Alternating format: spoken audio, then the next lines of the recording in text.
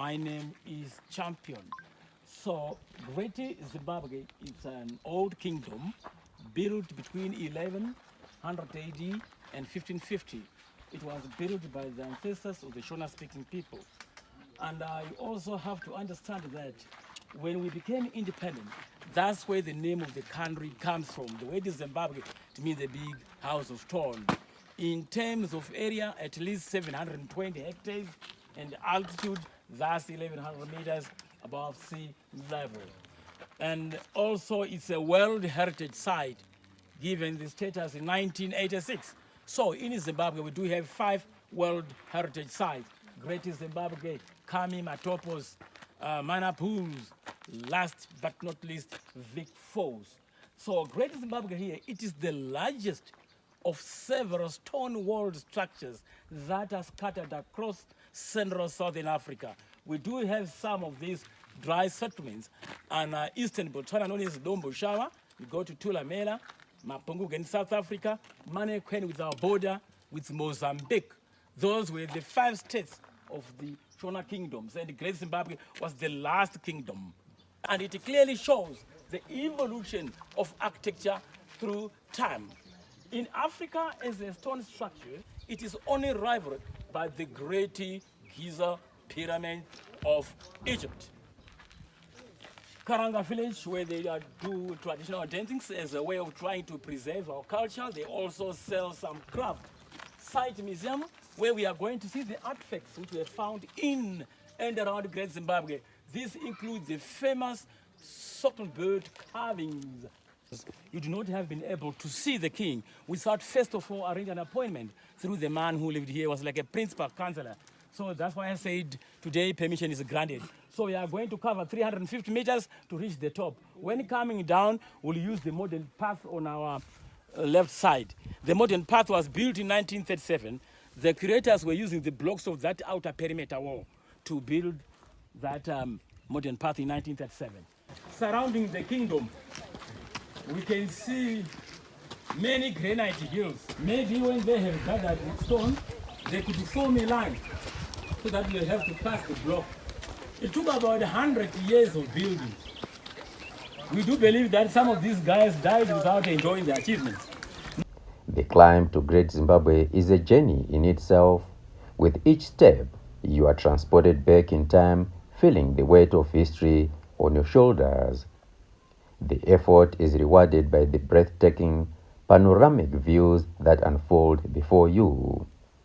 Our guide, Mr. Champion Digunei, helps to make the climb even more meaningful, sharing his insights into the history and culture of this remarkable place.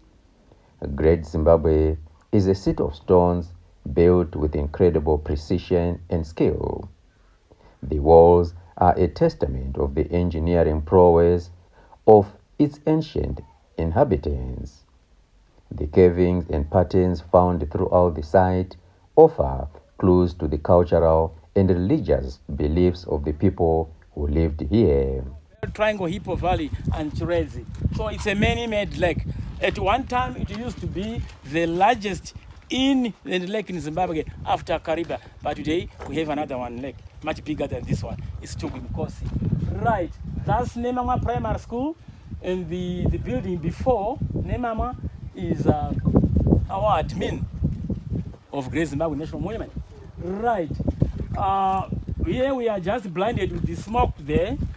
But where I'm pointing at, there is a booster where the earth seems to join the sky.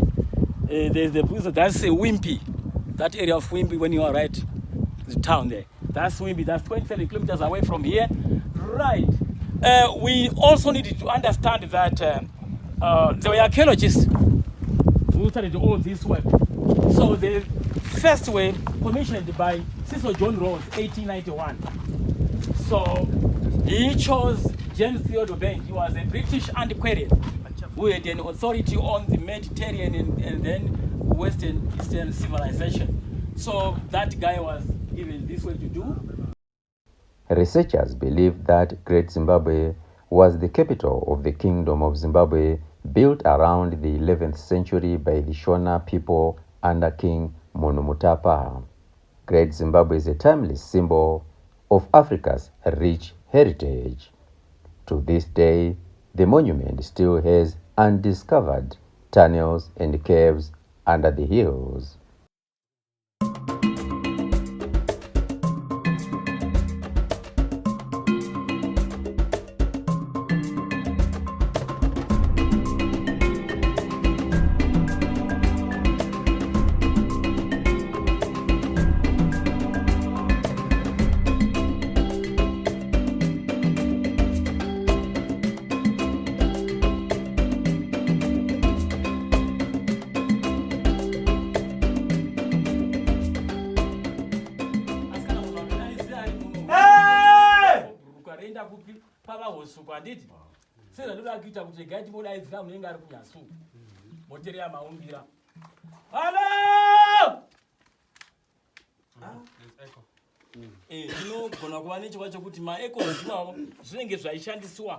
Communication and it.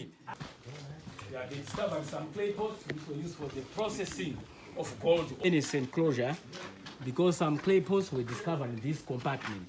So it's known as the gold furnace enclosure. Now, guys, it looks like what? It looks like something that is on our national flag. See? That tallest border, towering above the entrance. So it's like a Zimbabwe bird in profile. It is facing south across the valley. It has got a flat head, running straight into a short beak, a long neck, and a great swelling breast. Such natural tunnels we call Ninga. Right?